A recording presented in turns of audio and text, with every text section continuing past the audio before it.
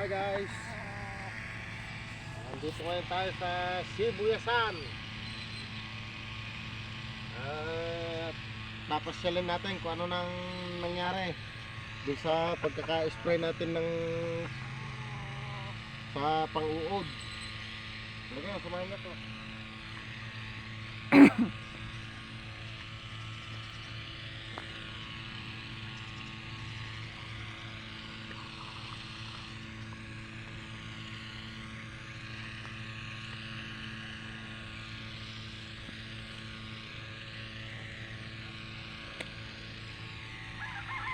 Meron pa rin. Meron pa rin kagat ng uod. Bagay, hindi mawawala yan, hindi may iwasan. Kanya nga lang, pagka sobrang dami na kasi, hindi na rin maganda. Kaya kailangan agarin na, sprayhan na, para sa ganun hindi na kumalat.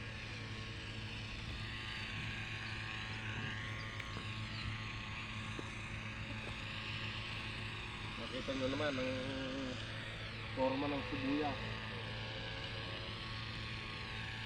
Maganda ang hugot, malalaki.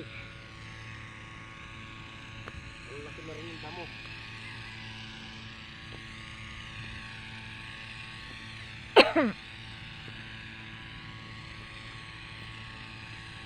Kung mapapansin nyo guys, mas maliit yung parte na ito kumpara dito. Dahil kasi ito parang nahuli, yung naiwan ng laki, na overtaken na siya nito. Kaya hindi parehas yung taas nila.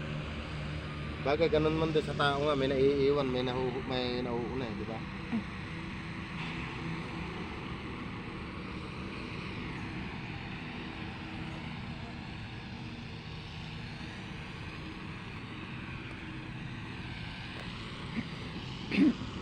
Dito guys, malalaki.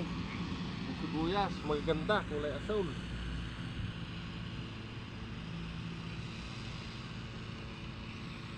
Ang day naman ng before harvest ng sibuyas is bibilang ka after transplant 90 days. O kaya ito, meron na itong bali na ito 40 days. So ibig sabihin kailangan pa ito ng 50 days before harvest para umabot ng 90. Pero sigurado naman noon na may oversize, may gaganyan na ang laman. Sana lang maganda rin ang presyo. Naroon na sa ganun medyo makabawi-bawi naman sa gastos.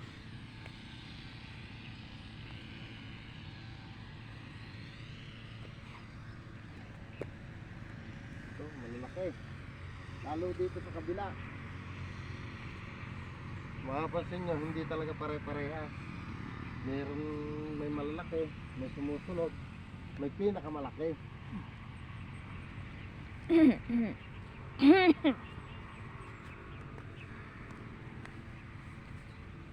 Lalo dito guys, kung mapapansin nyo dito, ang kon ng sibuyas ay ano, pero ang puno ng sibuyas is malalaki na, nag-uumpisa na siya na maglaman.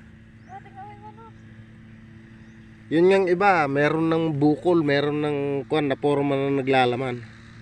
Pero awa ng Diyos, sana magbunga, maglaman ng maganda, ng marami. Para na sa ganon, sulit naman yung pagod natin. Ayun nga pala, shoutout nga pala doon kahit sa tatay ko na nag-i-spray. Dahil mahayop talaga, maraming uod.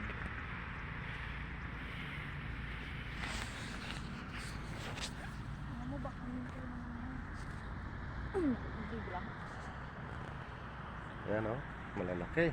Kuha mo nga yung manok. Ayan na guys, kasunod-sunod natin yung manok. Kasama rin natin, namumulot ng uod.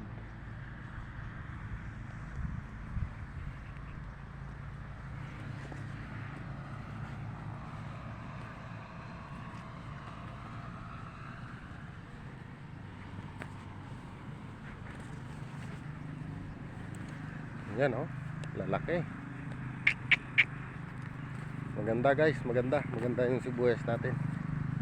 Hindi siya pangit, hindi siya mahayop na gano. Meron, kaya lang hindi naman din mawawala nga yung wala. Meron yan, meron din. Kaya lang kaya pa naman nating apulain. Hindi namang katulad na kuan. Dahil sa atin naman inaalagaan natin. Talagang ang pagsisibuyas naman ay parang may alaga kang bata. Parang meron kang laging iwihin na bata. Dahil kuwan yan kailangan tutukan mo yan. Kailangan kuwanan mo yan ng pansin. Hindi po pwedeng titignan kita ngayon sa makalawa na, titignan kita ngayon sa isang buwan na o sa isang linggo. Hindi po pwede yung guys. Kami nga dito na nakatira sa bukid dahil nga kagustuhan namin na matutukan itong tanim. Dahil sa bukod sa malaking gastos ng pagsisibuyas, kaya tinututukan namin, malaki na gastos. Tapos ang kuwan namin doon yung makabawi. At yung sana kumita, parang kahit papano may kuwan naman. Ayan o guys, lalaki no. Lalaki na sibuyas natin.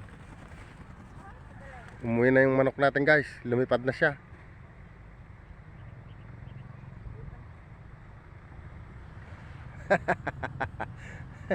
Malayo.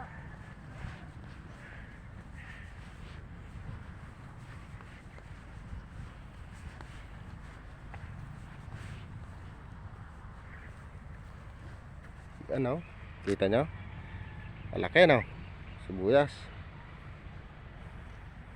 Dito sa part na ito, galing dun sa may kuwan na yun, papunta rito, diretso hanggang dun, pare-parehas ng laki. Pare-parehas siya. Hindi, walang naiiwan. Doon lang sa dulo ron, malapit doon na sa tinitirhan namin, doon lang merong naiwan. Bagay hindi naman sabihin na kuwan, parang naantala lang ba siya sa paglaki. Ganun man din yung tao, di ba? Meron ding 9-2 silang tinatawag na nahinto sa paglaki.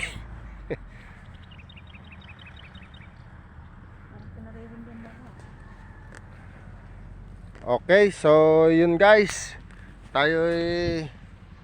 ako ay magpapaalam na muna. Susunod na lang ulit.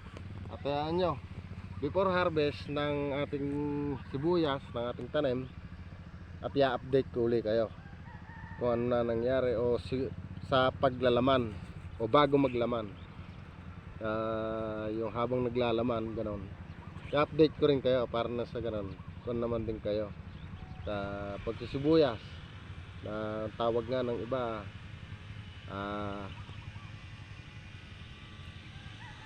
ang farmer ng sibuyas. So yun guys, ingat kayo palagi and God bless.